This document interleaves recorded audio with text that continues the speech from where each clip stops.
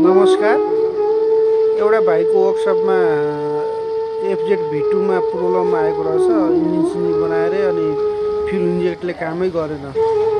गएर अब एकचोटि हेरिदिनु पर्यो के कस्तो रहेछ। अब त्यही त हो नि, बोलाउँछ केटाहरू, गइदिनु परिगयो। एकचोटि हेर्छु के रहेछ अनि त्यसपछि म भिडियो बनाउँछु। हेर्नु, फुल भिडियो हेर्नको लागि मेरो युट्युब च्यानलमा आउनु, त्यहाँ हेर्नु। अनि युट्युब च्यानलमा के कस्तो छ सबै त्यहाँ। अब लङ भिडियोहरू त त्यही हाल्ने गर्दै हो। मेरो युट्युब च्यानल पनि सब्सक्राइब गर्नु, स्वस्तिक प्रेम नामबाट। हस्, धन्यवाद। यहाँ आएपछि हेरेको के रहेछ समस्या भनेको,